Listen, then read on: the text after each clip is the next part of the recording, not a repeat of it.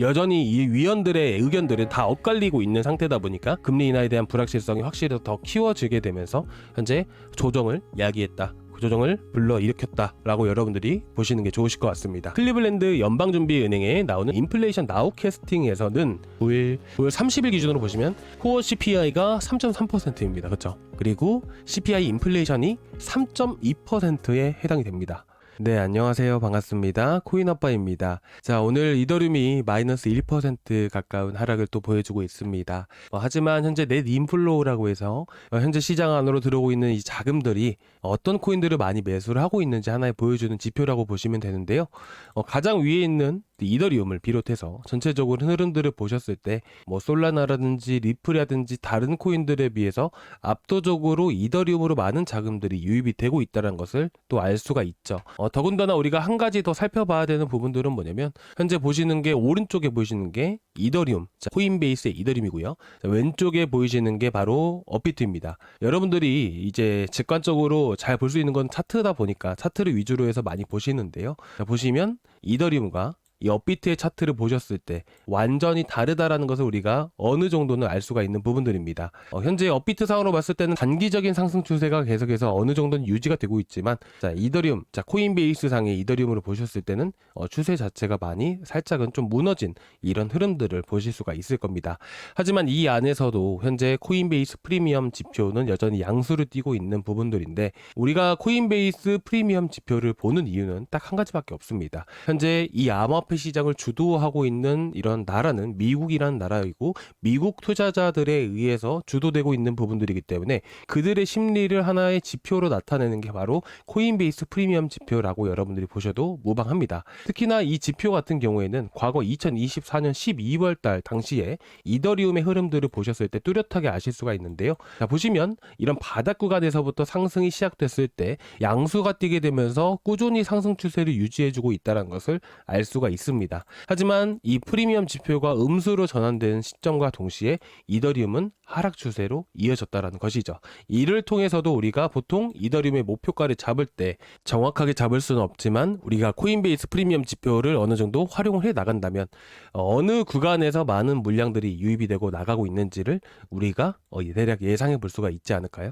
그래서 여러분들이 이더리움을 들고 계신 분이시라면 이더리움의 ETF 프리미엄 지표도 있습니다. 그래서 그것들이랑 같이 코인베이스 프리미엄 지표랑 같이 체크해서 보신다면 좀 많이 도움이 되실 것 같아서 간단하게 오늘 보는 겸 해서 말씀을 드리는 것이고요.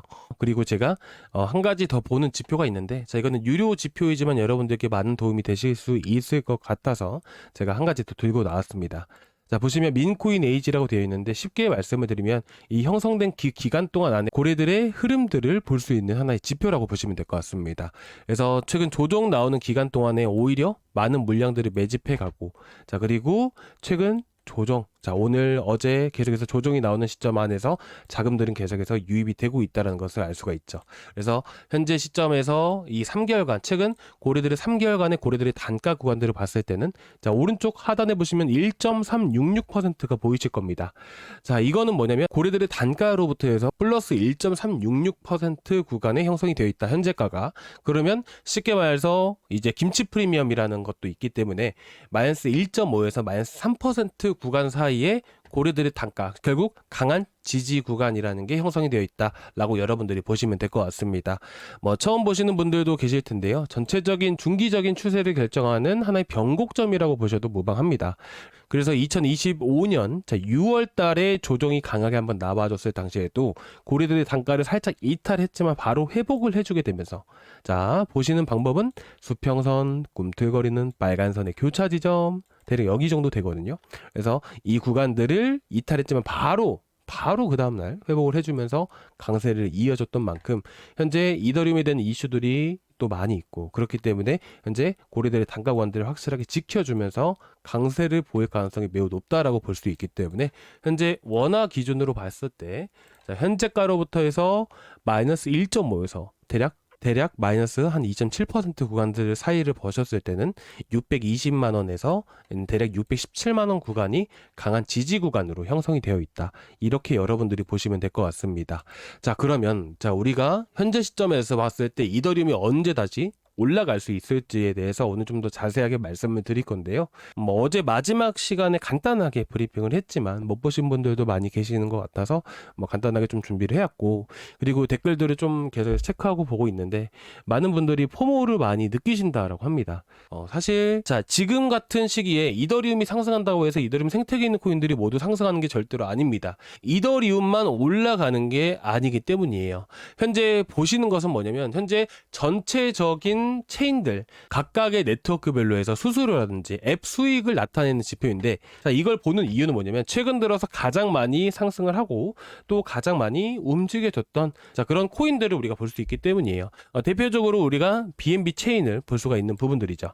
그래서 최근 여러분들께 말씀드렸을 때 팬케이크 스왑도 한번 소개를 해드렸었고, 그런 코인들이 70% 넘게 또 수익이 났던 코인들이죠. 그래서 지금은 이제 창펑자워에 대한 이슈 때문에 BNB 체인이 지금 신고가 영역에 뚫고 올라가고 있는 그 메이저 코인이고, 여러분들 기사 보셨잖아요. 리플보다 시가총액이 넘어섰다. 리플을 넘어선 3위에 해당되는 메이저 코인이다 라는 것들. 일반적인 코인은 아닙니다. 다만 업비트에 상장되지 않았던 이유는 BNB 체인을 지원하지 않았기 때문이에요. 아무튼 이런 코인들 외에도 여러분들도 아시겠지만 지금 이제 지캐시라는 코인이 하나 있습니다. 이게 뭐냐면 이더리움 네트워크 안에서 최근 비탈릭 부테린이 프라이버시에 대한 보안들, 이런 것들을 계속해서 강조를 했었습니다. 7월달, 8월달부터 해서. 그리고 어저께 자 보시면 이제 프라이버시 클러스터가 출범이 됐다라는 부분들, 결국에는 이 프라이버시와 관련된 코인들이 엄청나게 큰 급등을 보여줬는데, 이슈가 돼서 급등을 한 건 맞지만 여기서 가장 핵심적인 부분들은 이더리움이 상승함에 따라서 같이 움직였다기보다는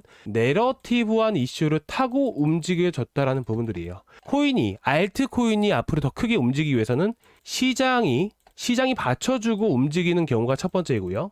두 번째로는 뭐냐면 내러티브한 이슈가 생겨났을 때, 이런 이슈가 생겨났을 때 급등하는 경우가 있습니다. 근데 지금은 이더리움이 신고가를 달성을 하고 고점을 상승하면서 시장 전반적으로 급등하는 시장은 아니기 때문에 내러티브한 이슈를 탄 일부 코인들에 한해서 움직였다라는 부분들이에요. 그래서 여러분들이 알트코인 투자를 하실 때 내러티브한 이슈가 나올지 안 나올지 알 수가 있나요? 없습니다. 그렇기 때문에 실질적으로 여러분들이 시장 흐름에 따라서 투자를 하고 투자 전략을 세우시는 그런 전략 방법이 현재 시점에 와서 틀린 게 아니라, 이런 이슈들은 운이 많이 따라줘야 되는 부분들이기 때문에 여러분들이 폼을 느끼시지 않고 지금처럼 그대로 투자 전략을 밀고 나가셨으면 좋겠습니다. 간단하게 이거에 대해서 말씀을 드렸던 건데, 결국에는 이더리움이 앞으로 이제 현재 시점에서 보셨을 때는 신고가 영역을 달성을 해야 된다. 그리고 신고가 영역 구간까지 갔지만 이건 업비트이고요. 이 코인베이스 상에서는 애초에 그 근방도 가지 못했습니다. 그렇죠? 그래서 지금 시기는 이더리움이 과연 언제 신고가를 달성할 것인가, 이거에 대해서 좀 더 집중을 하고 관심을 갖고 보셨으면 좋겠습니다. 그러면 우리가 언제쯤 올라갈 수 있을지 제가 좀 말씀을 드릴 건데, 이제까지 설명드렸던 부분들이 자 조금이나마 도움되셨다면 구독과 좋아요 한 번씩 부탁드려도 될까요? 자, 구독과 좋아요 그리고 전체 알람 설정까지 한번 부탁드리고요. 자, 코인아빠의 시장경제 채널에서는 시장에 대한 전반적인 흐름들, 돈의 흐름들, 여러 가지 온체인 데이터를 가지고 말씀을 드리는데, 이제 시장이 전반적으로 올라오게 된다면 결국 우리가 알트코인들도 가지고 있어야 될 거 아니에요, 그렇죠?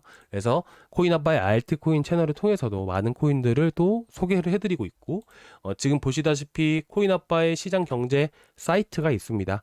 이 사이트를 통해서도 여러분들께 많은 정보들을 또 제공을 해드리고 있고, 고래에 대한 흐름들이라든지, 그래서 여러분들이 보신다면, 참고해서 보신다면 정말 많은 도움 되실 것 같아서 이렇게 정보들도 같이 공유해드리고 있으니까 앞으로도 많은 관심 부탁드리도록 하겠습니다. 자, 그러면 오늘 간단하게 일목요연하게 좀 말씀을 드리도록 하겠습니다. 자, 현재 이더리움이 왜 떨어질까요? 이제 본론으로 바로 넘어가겠습니다. 이더리움이 떨어지는 이유는 뭐냐면, 결론부터 말씀드리면 현재 지금 금리나 횟수에 대한 부분들이 다시 한 번 더 시장에 부각되고 있기 때문입니다. 자, 셧다운이 진행되었을 때 시장은 폭발적으로 상승을 보여줬습니다. 왜 상승을 보여줬을까요? 셧다운이 진행되게 되면 정부 자체가 일을 멈추는 게 됩니다. 정부 자체가 일을 멈추게 됨에 따라서 그 안에 모든 과정들을 제치고 결론만 말씀을 드리면 경제적 손실이 반드시 따를 수밖에 없습니다. 그렇기 때문에 예를 들면 제가 셧다운 공장에 대해서도 여러분들께 자세하게 말씀을 드린 거 기억나시죠? 공장이 가동을 멈추게 되면 어떻게 돼요? 그 주식이 있다면 그 주식의 가격이 떨어질 수밖에 없겠죠. 왜죠? 앞으로 단기적으로라도 안 올라갈 수 있는 신용에 대한 신뢰에 대한 부분들이 무너지기 때문입니다. 결국에는 신뢰예요. 투자자 입장에서는 떨어질 가능성이 높겠지라는 부분들 자체가 신뢰가 무너졌기 때문이에요. 그래서 결국에는 이 셧다운이 진행된다라는 것은 미국 정부에서 봤을 때 경제적 손실이 따를 수밖에 없는 부분들이기 때문에 시장에 큰 혼돈을 야기하게 됩니다. 그런데 그렇게 됨으로써 연준에서는 어떻게 받아들일까요? 이제 GDP가 낮아지게 되고 경제 성장에 있어서 문제가 생길 수 있기 때문에 경기 부양을 해야 되지 않을까요?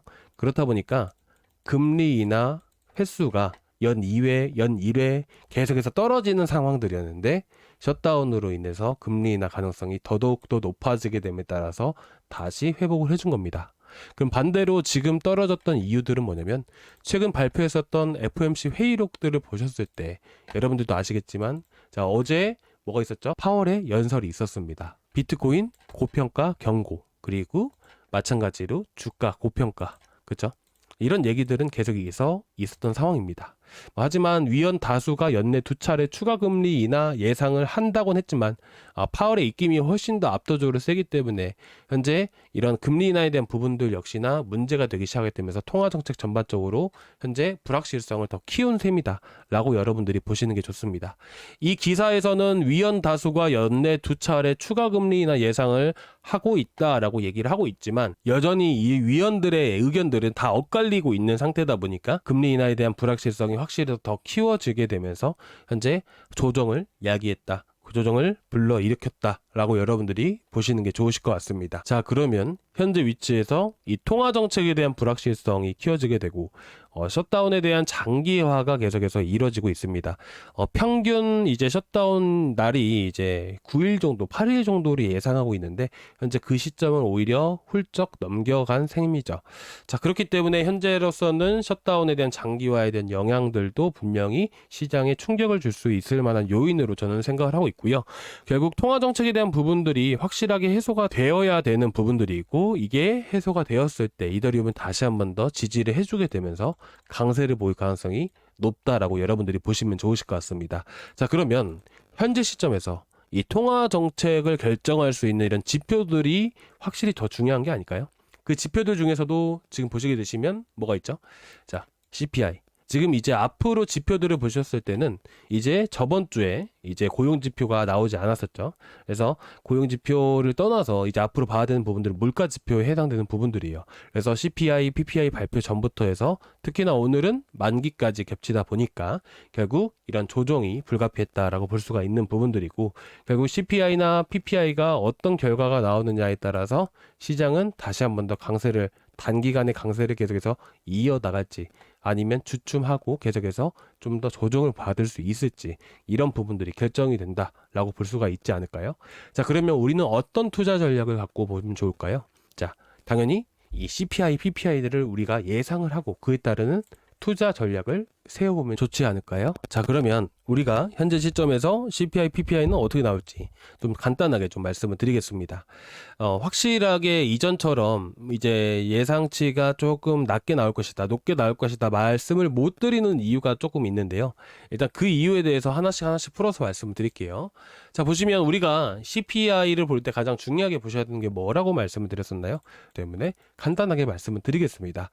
우리가 핸드폰을 사게 되면 우리가 공장에서 만들어진 핸드폰을 우리가 사게 되죠. 우리는 누구예요? 우리는 소비자입니다.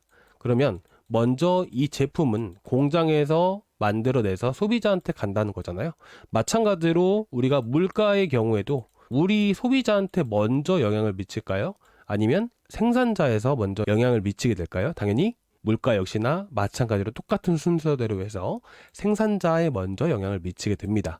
그리고 나서 소비자한테 영향을 주기 때문에 우리가 흔히 생산자 물가지수는 소비자 물가지수의 선행지표다 라고 얘기를 하는 겁니다. 그러면 이번에 발표하게 될 소비자 물가지수를 볼 때 우리가 봐야 되는 것들은 결국 선행지표라고 할 수 있는 생산자 물가지수를 보면 된다는 거예요. 여기는 전월이죠. 전월에 발표했던 생산자 물가지수가 그 다음 달에 나오는 소비자 물가지수에 영향을 주게 돼요. 그래서 보통은 9월 8월 달에 나온 생산자 물가지수가 10월 달에 영향을 미친다 라고 보시면 될 것 같습니다. 자, 그래서 지금 9월 달에 발표했던 생산자 물가지수는 예상치를 대폭 하회하는 수준이 나와줬다라는 거예요. 그래서 이번 소비자 물가지수 역시나 이런 이론대로 하게 된다면 이렇게 예상치를 하회할 가능성이 충분히 따를 수 있겠다 라고 말씀을 드리고 싶습니다. 그래서 현재 이론상으로 봤을 때는 소비자 물가지수가 2.9% 이하로 나올 가능성이 높다라고 생각을 하지만 중요한 것은 뭐냐면 클리블랜드 연방준비은행에 나오는 하나의 지표인 인플레이션 나우캐스팅에서는 지금 보시면 이제 10월 달에 발표되는 것은 9월 달 지표잖아요. 그렇죠? 그래서 9월 26일 날짜로 기준으로 보시게 되시면 9월 29일, 9월 30일 기준으로 보시면 코어 CPI가 3.3%입니다. 그렇죠? 그리고 CPI 인플레이션이 3.2%에 해당이 됩니다. 그래서 지금 생산자 물가지수 이론대로 보게 된다면 이제 예상치를 하회할 수 있겠지만 현재 클리블랜드 지표에 따르면 좀 더 높게 측정이 될 수 있을 가능성이 높다라고 보기 때문에 현재 한 번 더 조정 가능성을 좀 더 열어두고 볼 필요가 있겠다라고 생각합니다. 하지만 여전히 저는 이렇게 생각합니다. 무조건 이제 클리블랜드 연방준비은행에서 나왔던 이런 지표들이 무조건 100% 정확한 건 또 아니다 보니까 일단 지금은 결과치를 조금 지켜볼 필요가 있고 이론대로 했을 때 나오게 된다면 충분히 현재 위치에서 단기간에 반등을 줄 수 있겠다라고 저는 생각을 하고 있습니다. 그래서 지금은 너무 걱정하시지 않으셔도 될 것 같고요. 일단 셧다운이랑 CPI가 어떻게 나오는지가 가장 핵심 포인트니까 지금 현재 상황에서 이제 뭐 추가적으로 막 매수를 하시기보다는 좀 더 관망태세를 취하시는 걸 여러분들께 권유해드리고 싶습니다. 시장이 절대로 안 좋은 건 아닙니다. 하지만 제가 보는 데이터들을 통해서 봤을 때는 확실하게 물가가 어떻게 나올지 확신을 갖고 말씀을 드리기가 어렵기 때문에 좀 보수적인 입장을 가지고 여러분들께 말씀드리는 것 뿐입니다. 그래서 뭐 너무 걱정하실 필요는 없다라고 생각을 하고 있고요. 어떻게 될지 흐름들을 보면서 여러분들께 대응하는 것들 다 도와드릴 거니까 너무 걱정하지 않으셨으면 좋겠습니다. 그래서 전체적인 시장에 대한 흐름들로 봤을 때는 일단 다음 주 정도 시장 흐름들이 상당히 중요하다라고 말씀을 드리고 싶고요. 현재로서는 620만 원에서 617만 원 구간들이 강한 지지 구간 역할을 해주고 있기 때문에 일단은 단기간에 다시 한번 더 반등해주는 흐름들이 나와줄 수 있다. 이렇게 말씀을 드리고 싶습니다. 그래서 지금 아직까지는 10월 달이 됐지만 이제 셧다운 그리고 통화정책에 대한 불확실성이 다시 한 번 더 퍼지고 있기 때문에 우리가 좀 더 여유를 갖고 보셨으면 좋겠습니다. 아시겠죠? 자, 오늘 여기까지 준비했는데요. 조금이나마 도움되셨다면 구독과 좋아요 한 번씩 부탁드리도록 하겠습니다. 감사합니다.